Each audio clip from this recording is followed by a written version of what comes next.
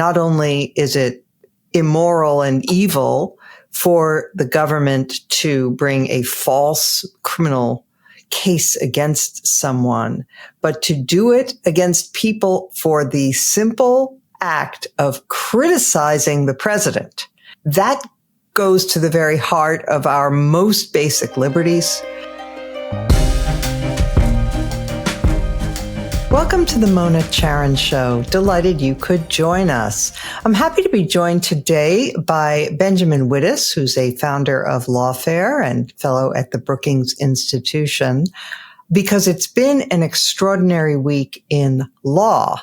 Now, of course, the most important pushback that we have seen against the depredations of the Trump administration have come from voters. But in addition, we have seen this parade of judges who have been slapping down what can only be called slapdash and unbelievably clumsy and amateurish acts by the Justice Department in going after, seeking to punish Trump's critics. And so there were developments in one case in particular that Ben knows intimately. And so we should say up front, Ben, first of all, thank you for being here. Always a pleasure.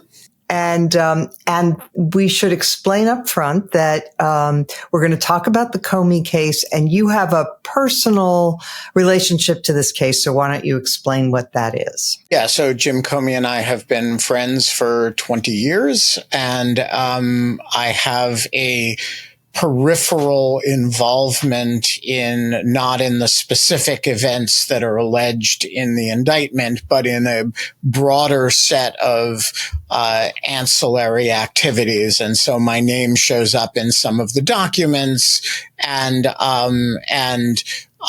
there are, this is both Jim and the principal other person involved in the events of at issue in this litigation, Dan Richman, who's a professor at Columbia, are friends and Lawfare contributors occasionally. And so I don't pretend to be, I try to keep my legal analysis of things independent of my personal views, but I don't pretend to have no personal views on this subject. So let us turn back to the origin of the case against Comey, because it was basically the same as the cases against Adam Schiff and against Letitia James. And what it is Trump saying to the Justice Department that they needed to indict these people and go after them criminally.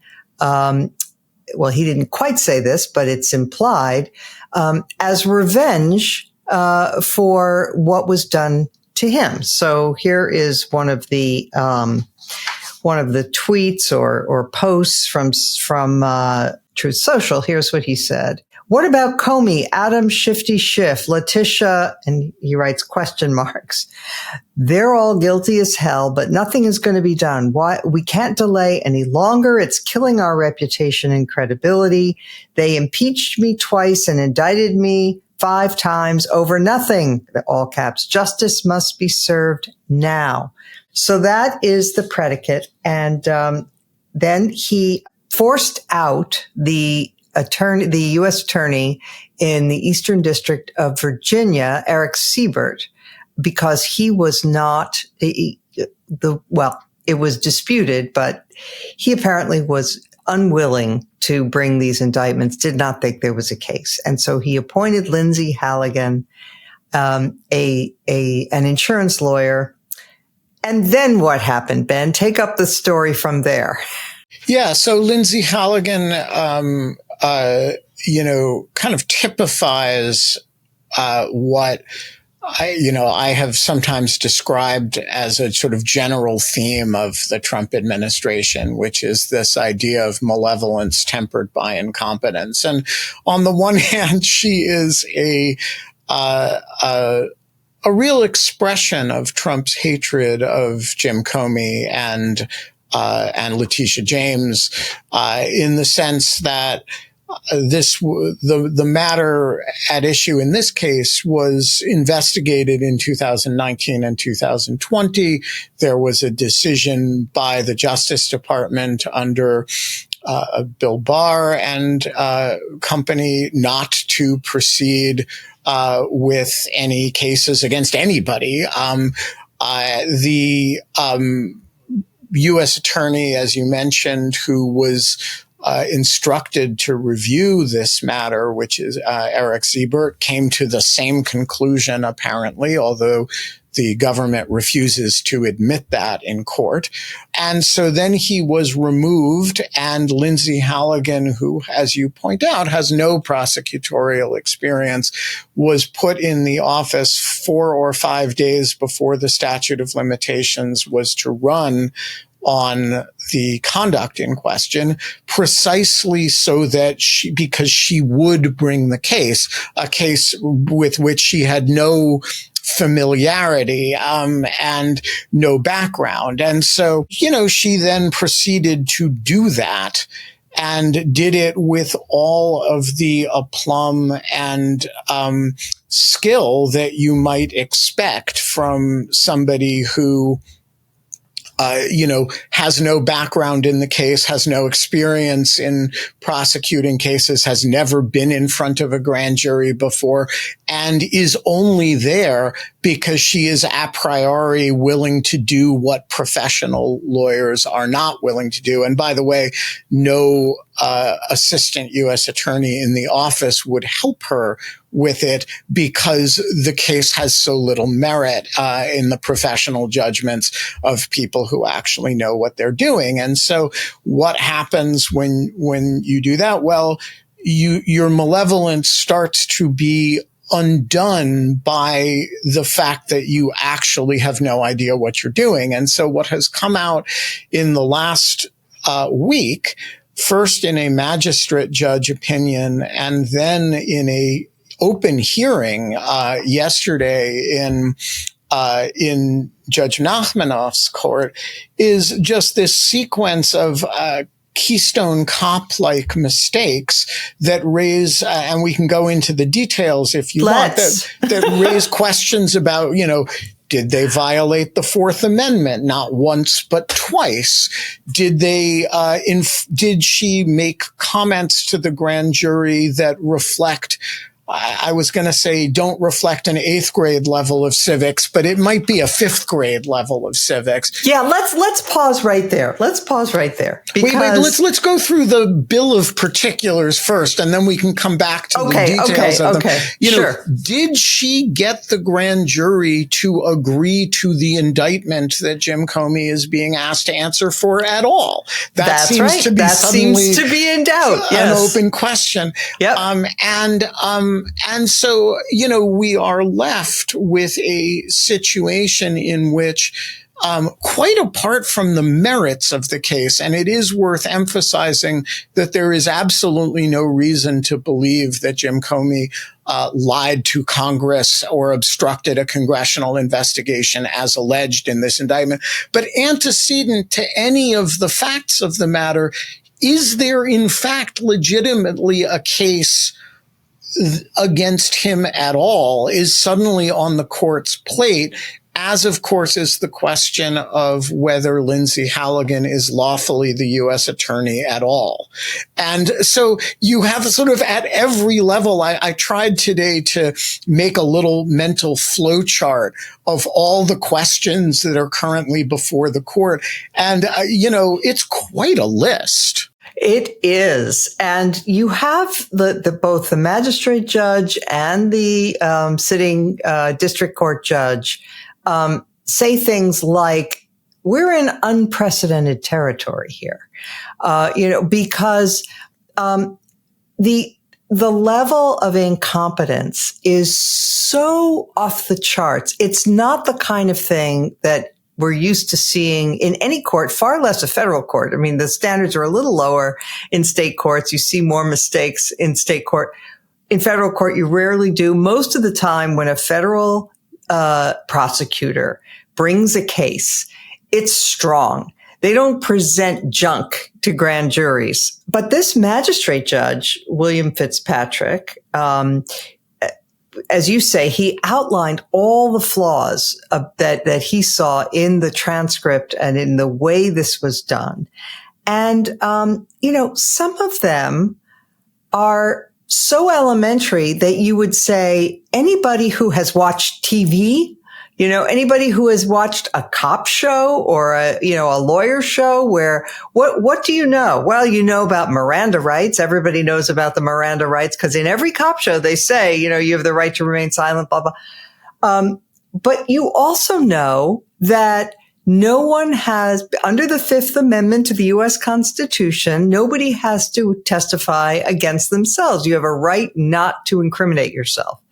Furthermore, they may know, if they've watched enough of these shows, that the jury is always instructed that they may not conclude anything on the basis of the fact that someone has invoked their Fifth Amendment rights. They're not allowed to infer that this means guilt or that it means anything at all. What did Lindsay Halligan say to the grand jury? Well, we don't know precisely because it is redacted. The specific words are redacted from the magistrate judge's opinion.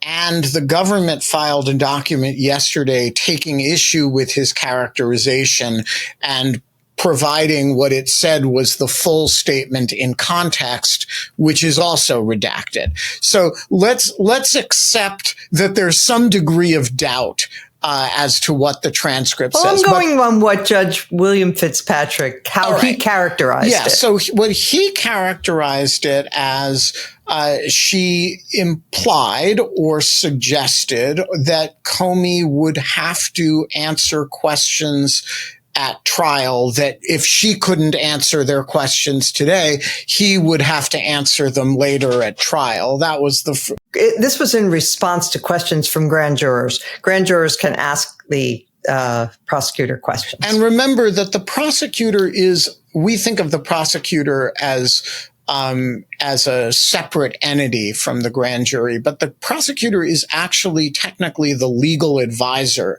to the grand jury.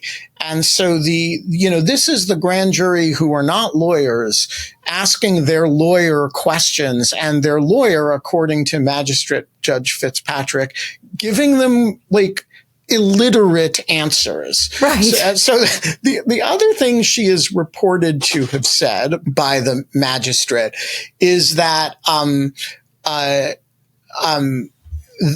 they don't need to indict solely on the material that she is presenting to them.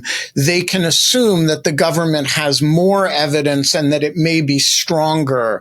And so the that judge will come out at trial. That would come out at trial. And so the judge expresses concern that she may have urged them to indict Comey on the basis of basically vapor. Now, I do want to say the government has taken issue with this as a factual matter. The full record is before the judge, not the magistrate judge, but the supervising judge in the case. And he will decide whether Magistrate Judge Fitzpatrick's claims about what she did are fair to her or not. But yeah, that is what he alleges. And he decided that he would release all of the transcripts of the grand jury to the defense because their rights because Comey's rights may have been violated. So there will be arguments from Dreeben, who is one of Comey's lawyers, and others, that will presumably make an energetic case about that. I think it's important to stress how grand juries work. You said the prosecutor is supposed to be the lawyer who advises the grand jury on the law as well as presenting their, the prosecution case. But it's also important to remember that there's never a defense lawyer present at a grand jury. And so it's doubly important that the prosecutor has integrity and is presenting the case in as honest and straightforward a fashion as possible, because there's no other side that gets heard from. Correct. And it's, it's a matter of, normally you mentioned this earlier, but it's a really important point to stress. The standards before a grand jury legally are extremely low, right? So at trial, you have to be convicted beyond a reasonable doubt using only admissible evidence by a unanimous jury. Now, in a grand jury, there's nobody to challenge the admissibility of evidence. So you can basically present a grand jury with all kinds of things that you won't get in at trial. The standard is not the standard proof beyond a reasonable doubt. The standard is probable cause, which is the same standard that we use for a search warrant. The question here is not, are we convicting Mona Charen of this crime? It's, should Mona Charen even have to answer for this allegation at all? So the standard is quite low. And perhaps most importantly, the jury does not have to be unanimous. A simple majority of 23 people, not all of them even have to be there, by the way, will suffice. This is why people say, hey, a grand jury will indict a ham sandwich if prosecutors ask them to. This puts an enormous amount of weight on the integrity of the federal prosecutor who appears in front of the grand jury, because you can actually get away with a lot. I am proud to say, as an American who, at least until recently, believed in our justice system, that by and large, across administrations, take your least favorite Republican attorney general if you're a liberal, or your least favorite left-wing attorney general if you're a Republican, and you cannot think of grand juries rebelling under, if you're a lefty, under Ed Meese or, William French Smith, or if you're a conservative under Eric Holder or Loretta Lynch. You just can't think of it, because by and large, federal prosecutors, and by the way, they're required to by Justice Department policy, are thinking at the time they go before the grand jury about whether they have enough information, not merely to get the indictment, but to convict. To win the case, To win the case, and before a hypothetical reasonable jury.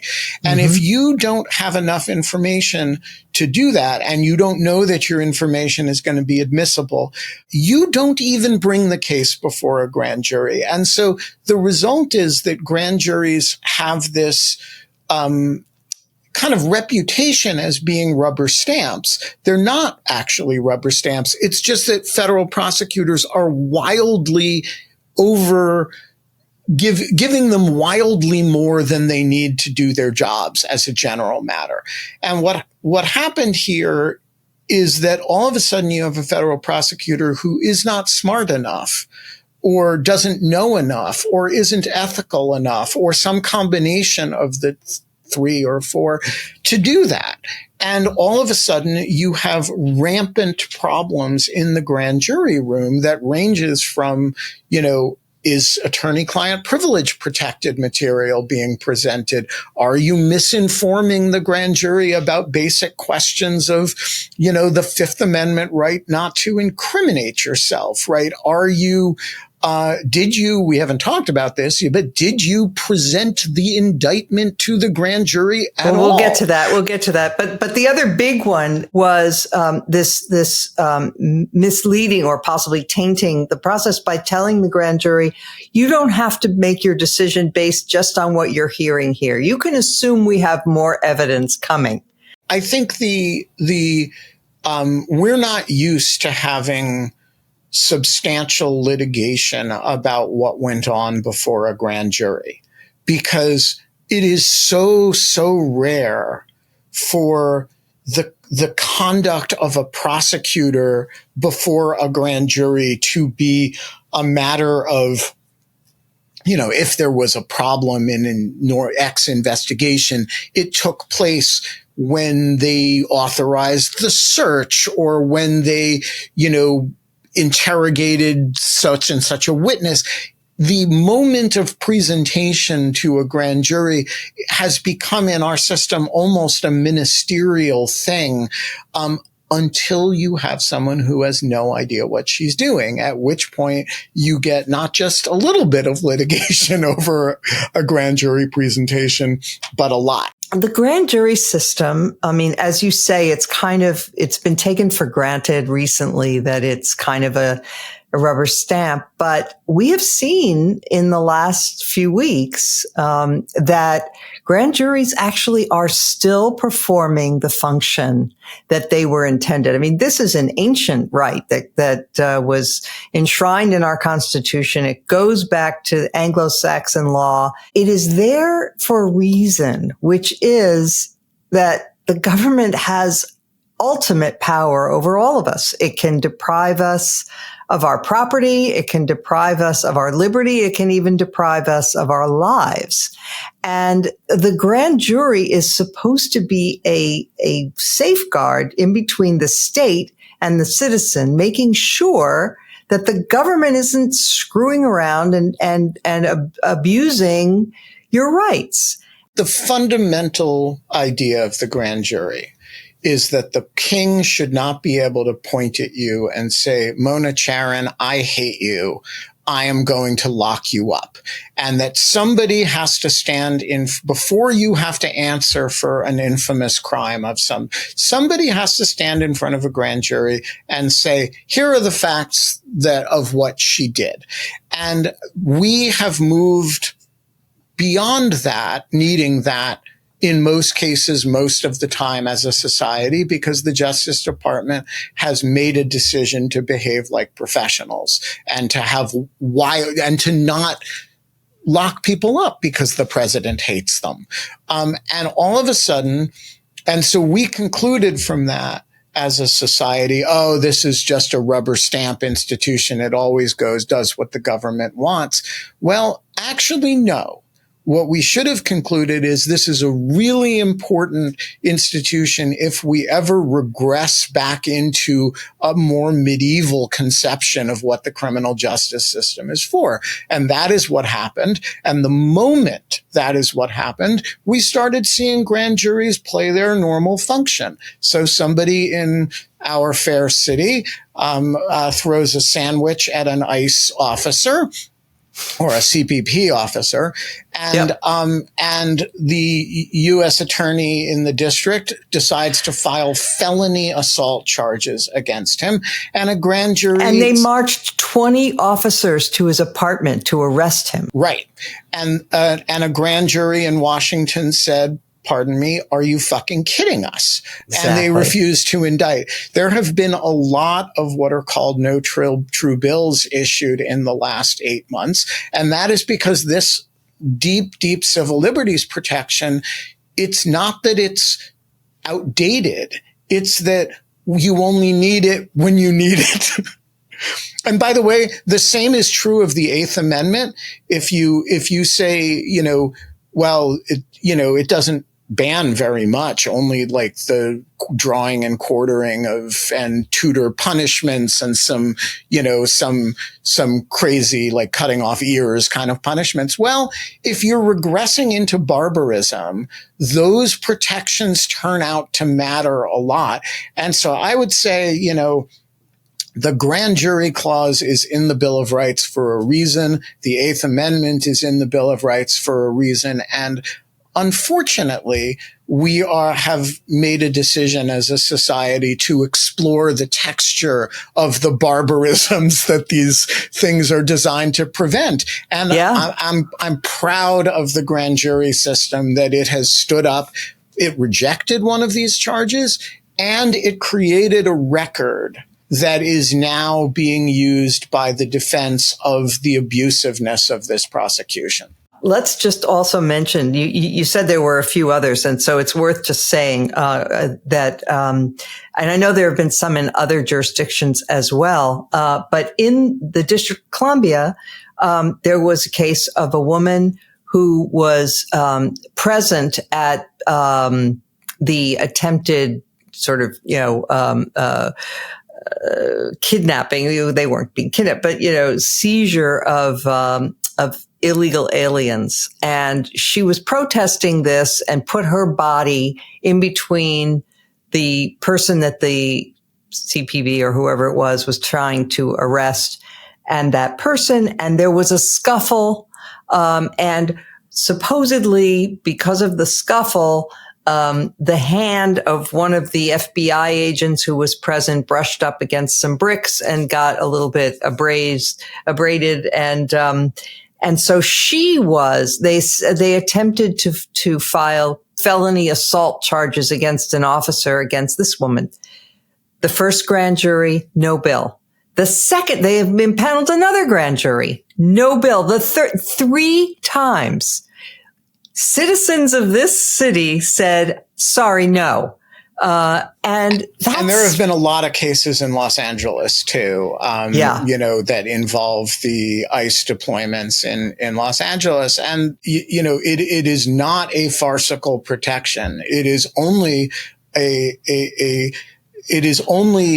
farcical protection in a world in which the Justice Department behaves like the Justice Department we have known for the post-war era, basically. In addition to the problems of misstating the law, you also have the matter of motive. And the judge in the case is Judge Nachmanoff. Yep. Who had a hearing yesterday in which more extraordinary things happened. He is looking at this case and asking about something that actually it was flagged by the magistrate judge too, but he didn't quite cross-examine anybody about it. But yesterday the judge did. And it's worth getting into this because there was this weird gap in the record. And the judge asked, okay, so the grand jury says we're going to reject one of the counts, but we might accept the second one. So was there time to draft a new indictment that reflects the action of the grand jury and then have the grand jury vote on the new indictment that is supposedly the indictment against Comey? And he calls Lindsay Halligan's assistant up to the stand and then Lindsay Halligan herself. And then Lindsay Halligan herself and asks, and basically there's a lot of harumphing and, you know, sort of talking around it. And finally he kept asking, and it turns out, well, you tell them people what happened. So it's important. The background to this question is important. Okay. Because the first thing that happens is that the magistrate judge, as part of this opinion on, I can't even remember, Monday, lists this among the issues that cause him to order all the grand jury transcripts to be turned over to the defense. And he says, hey, there's this missing part of the grand jury transcript. The timing just doesn't work, but he kind of leaves ambiguous what happened because he can't just ask the prosecution because it's a written opinion. So 2 days later, there is this hearing on a different issue. And the different issue is Jim Comey's motion to dismiss because of selective and vindictive prosecution, by the way, right. Which a motion that is, I think, at this point after this hearing, very likely to prevail. Yeah. But the judge, the prosecutor, the man working for Lindsay Halligan, she is sitting right there at the time. Tyler Lemons, yes, who's a special import from North Carolina because no Eastern District of Virginia prosecutor will work this case. Right. So Tyler Lemons stands up and makes the argument, which is, to be fair to him, the only argument available to him. Yeah, that's the only thing he could do. Hey, it doesn't matter if the president hates Jim Comey, and it doesn't matter, what you think of Lindsay Halligan's appointment. The only thing that matters is that an independent grand jury, which certainly doesn't have animus against Jim Comey and isn't doing this to retaliate against him for exercising his right to criticize the president, an independent panel of, our citizens, by a vote with one to spare, by the way, bare majority of them, voted to bring this indictment. That is worthy of respect. And of course, that raises this question of, well, did they? And Judge Nachmanoff I can't tell from the transcript whether he was being impish, but he said, well, I actually have some questions about that. And so Tyler Lemon kind of accidentally walked into this. And, the whole hearing is about the substance of this motion on selective or vindictive prosecution. But then at the end, Judge Nachmanoff comes back to it and says, okay, I want to resolve this question. You presented a 3-count indictment. The grand jury votes to reject one of those charges. Mm-hmm. And after 2 hours of deliberation, by the way, which is a lot considering it only has to be a majority. They don't have to be unanimous. It's an unheard of thing for a grand jury to deliberate like that. And so all of a sudden there's this second indictment that is signed by the grand jury foreman, and that is presented, which only has 2 counts, which is the 2 counts that the grand jury apparently voted to send up. Approve, yeah. But it's not clear when the grand jury ever saw this second indictment. We know the indictment that it rejected one of the counts of, but do we actually, when was this indictment presented to the grand jury? And there, as you say, there's a lot of harumphing. And then the answer comes out, and it is never. The indictment was redrafted, and then it was presented to the court, to the magistrate judge, with the grand jury forewoman there. She clearly signed it, but there's no... And there was one other member of the grand jury present. Right. And that's it. And that's it. And so it is not entirely clear that a grand jury ever approved this indictment. Now, I think it is presumably reasonable to expect that the grand jury forewoman was not lying about what the grand jury had done, but that's not normally that's not the point, though. The way we do a grand jury indictment, which is that they have to be there. Well, we don't know the answer to that. No, I'm saying it's not a valid indictment unless the whole grand jury saw it and voted on it. So that is the assumption that causes this issue never to arise, because first of all, grand juries don't know true bill things often. So you don't often have the situation where you have to contemplate that question. But secondly, it's such incompetent practice not to bring it back to the grand jury that it simply never happens. And so Judge Nachmanoff, I think to his credit, had already done a little bit of research on this question and produces, he can find, as best as I could tell, he could find no case in the Fourth Circuit that had ever presented this question. The only case he could find is a case from the DC Circuit in the 60s, I think, in which something dimly similar had happened, and the DC Circuit had created a flat rule that if an indictment is not presented to the grand jury, it is not valid. Full stop. End of story. But it is not clear what the law of this in the Fourth Circuit is, because it's so outside the range of possibility of federal practice that I think nobody could think of anything like it that had happened. And so Judge Nachmanoff ordered the briefing of this case called Gaither, which I had never heard of.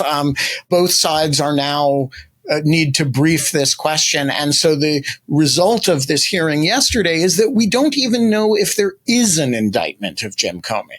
That's right. And it's worth talking a little bit. I mean, I almost feel sorry for, not quite, but I almost feel sorry for this Tyler Lemon, who's had to stand up there in front of the judge. He was clearly embarrassed. I mean, based on the transcript, he kept saying, well, he would say things like, the judge would say, are you telling me that that Lindsay Halligan and only Lindsay Halligan made the decision to go after James Comey, that she did this on her own independent judgment, that this was a case that needed to be brought after 3 days of looking at it?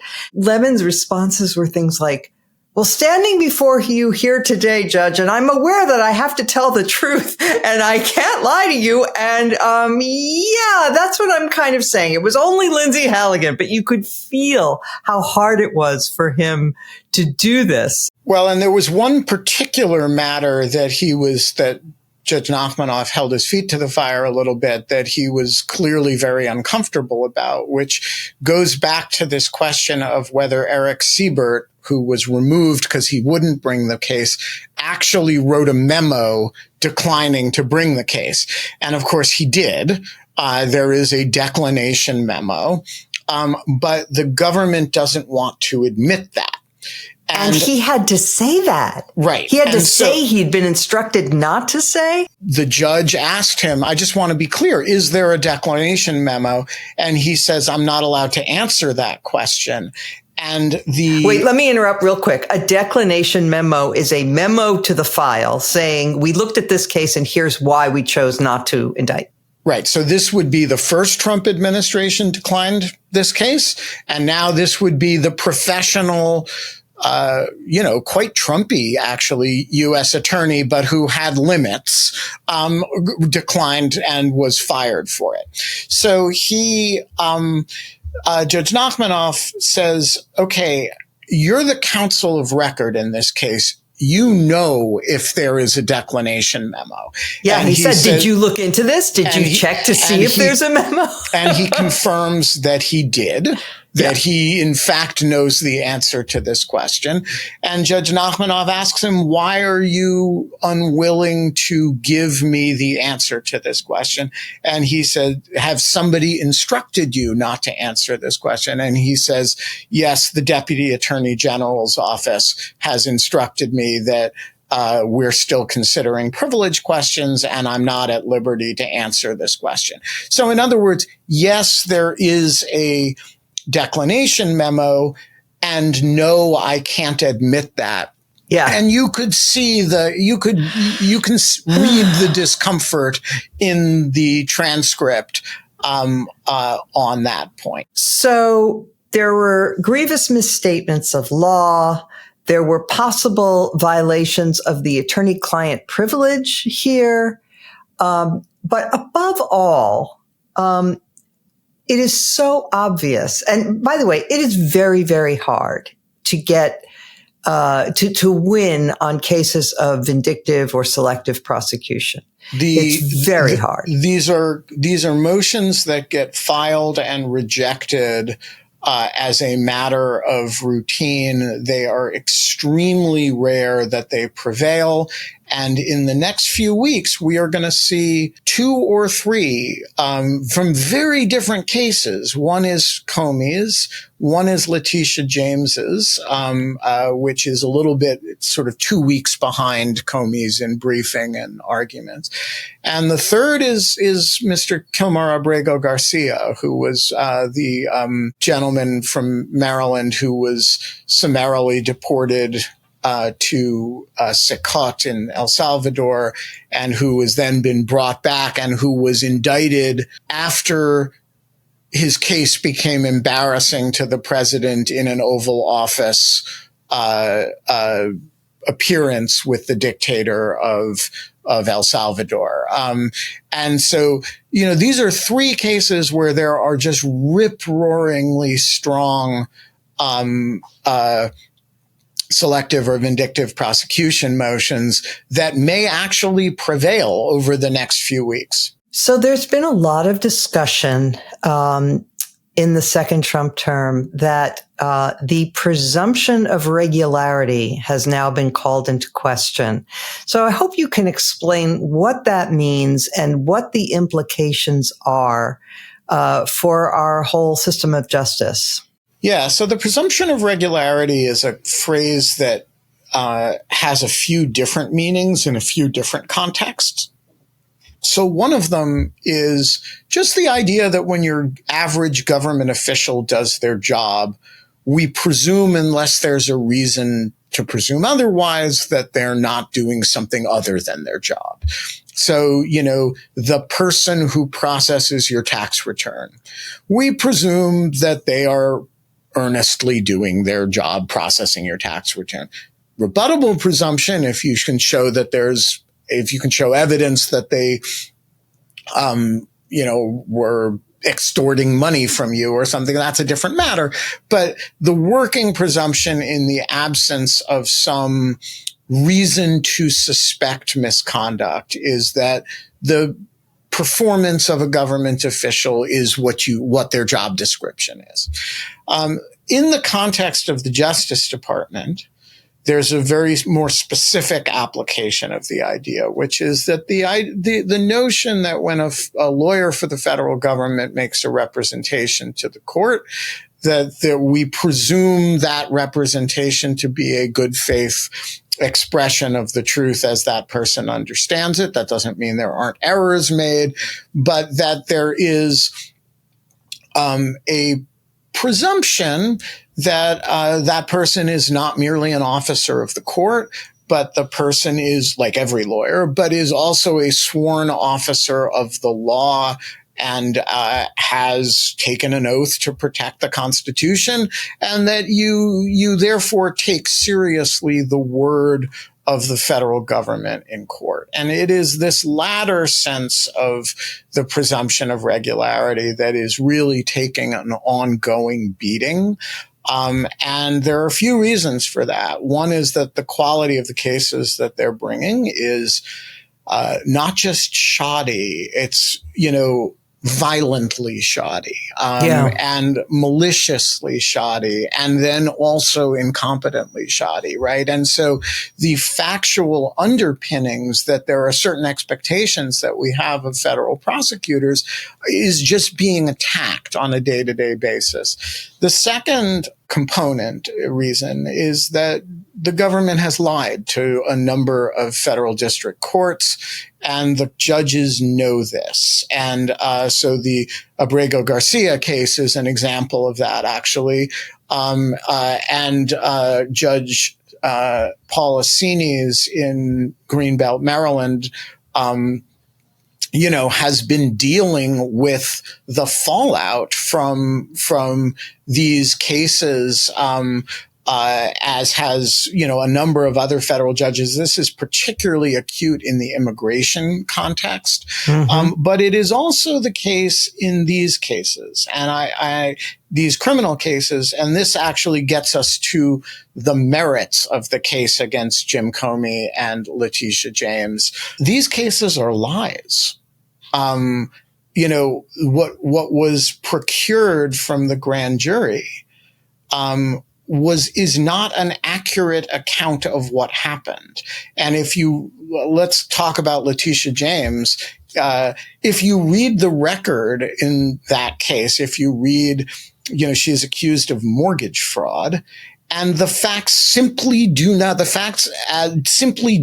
amount to any reason to believe she was dishonest with anybody about her mortgage. And similarly, one thing that all of these procedural shenanigans, I think it's the technical term, are obscuring in the Comey case is that Jim Comey did not lie to Congress. He's very likely to win this case on some basis other than that he is factually innocent of the indictment. But he is actually factually innocent of the indictment. And when you bring criminal cases that are lies, first of all, that's a deeply evil thing to do. I don't think your audience needs a civics lesson on this point, because I think people feel this very instinctively, but the power of the government to make people answer for crimes is an awesome power, and it's a terrifying power. And, the amount of money that it costs to establish that you are not guilty of something is inordinate compared to the average person's ability to shell out money. And it takes up an enormous period of time in your life. And there's a sword of Damocles that hangs over your head that you could actually go to prison if you're not successful. That is a very deep abuse of power to knowingly put somebody through that without, it's one thing if it's a mistake and you've gone over the evidence carefully and you get things wrong. That happens sometimes, actually, and it's tragic. But to do it on purpose, to do it knowingly because the president told you to, that's a deep corruption of the system, and it's an evil thing to happen. And when judges see that happening, and any federal district judge of any quality around the country has, out of curiosity, have glanced at these cases, and they know they're garbage. And they know, at some level, they know that it's not merely that it's a garbage case, it's that it's actually not true. There are many reasons I'm sure, to vote against Letitia James, including, by the way, that she campaigned on, going after Donald Trump. And, she is somebody who made promises of her own about that were not appropriate for a candidate to make. She did not commit mortgage fraud. Right. And that it is a grotesque abuse of the system to make her answer for that. And when judges see that happen, and they see federal prosecutors standing in front of a court saying, no, I actually can't promise you that this indictment was ever seen by the grand jury. And by the way, it wasn't. That affects the government is the ultimate repeat player in court. And that affects the government's ability to persuade courts of all kinds of things. And so it is so much, ratcheting up the stakes here, that not only is it immoral and evil for the government to bring a false criminal case against someone, but to do it against people for the simple act of criticizing the president, to do it just because you are a dissenter or you are what he calls an enemy. That goes to the very heart of our most basic liberties. And that was the case that Comey's lawyers were pressing on the federal judge, that if you look at the timeline of when Trump started making noises about prosecuting Comey, it was always in response to speech that Trump didn't like. It was when Comey spoke out and criticized the president. And even today, we're seeing, that Trump is suggesting that members of Congress who have used speech that he doesn't like regarding advising members of the military to disobey illegal orders, he is saying that these people should be tried for treason and executed. Or sedition, I think is what he said.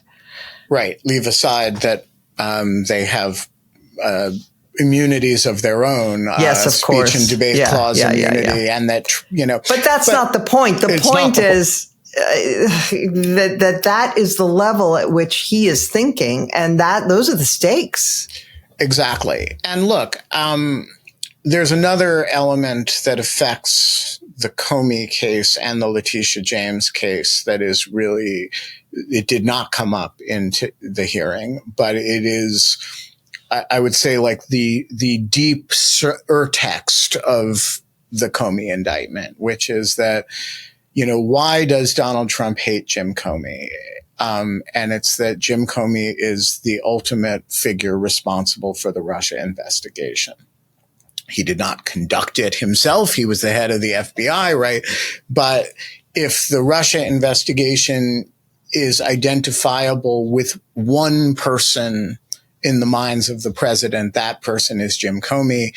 And he thought and boasted to the Russian ambassador and foreign minister that he had solved his problem with Russia by firing Jim Comey, and turned out to be wrong, because Jim Comey's firing provoked the appointment of Bob Mueller.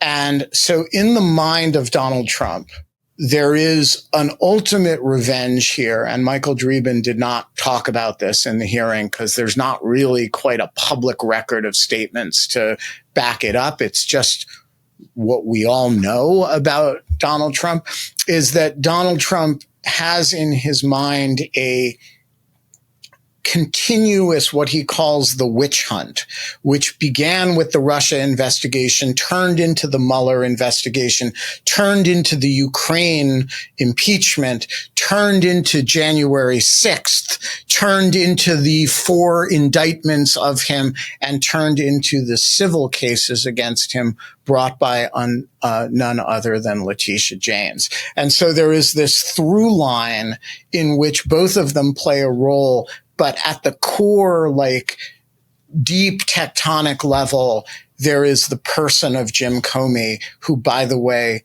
is taller than Donald Trump.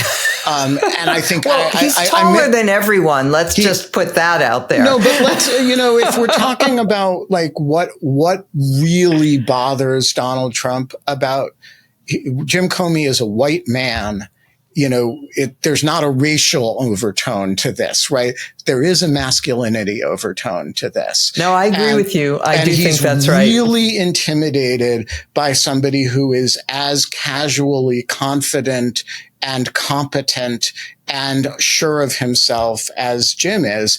And so, if you look at these cases as metaphor, the metaphor for Jim is, this is a guy who's taller than I am and who's actually honest. We've got to get him for dishonesty. And then you look at Letitia James and you say, he always makes fun of her name, by the way. She's a black woman elected official who came at me. I'm coming at her, right? And there's a significant racial overtone to this. Also about how they did their jobs. And, Dreeben does not talk about that in this motion because for a variety of reasons, it's less salient to the question of vindictive prosecutions. But there's a reason why Trump hates these people. There's a reason why Trump, there are many ways to abuse your power as president. There's a reason why this one makes his heart go pitter patter. There's a deep irony here, of course, because, arguably James Comey helped Trump get elected in 2016 by that famous press conference where he reopened the case against Hillary Clinton, 10 days before the voting? Both sides ended up hating him. The one thing, there are many things you can criticize Jim Comey for. One thing that you actually can't is being dishonest. And he's a kind of what you see is what you get. And honest to a fault, one might even say. Honest to a fault, right? Like he gave too much information about his thinking about Hillary Clinton. He felt like that information he had closed the case, as it turned out, prematurely in light of what was on Anthony Weiner's hard drive. So he was transparent about it. One thing you can't accuse him of is dishonesty. Well, Ben Wittes, thank you very much. One thing nobody can accuse you of is not knowing your stuff. So thank you for sharing that with us. And anytime, it's a pleasure. And, someday we should talk about boats going boom in the Caribbean Sea. Yeah. Next time we will get to that, because that is a topic that is, I think honestly, the two things, there's so many things this administration has done that are just so screamingly damaging and horrible for our country. But the two things that are the most worrying are what we just discussed, which is the abuse of the justice system to go after one's political enemies and chill freedom of speech. And the other is this extrajudicial killings of people who they have no idea if they're drug dealers or not drug dealers. They are simply firing away and murdering people.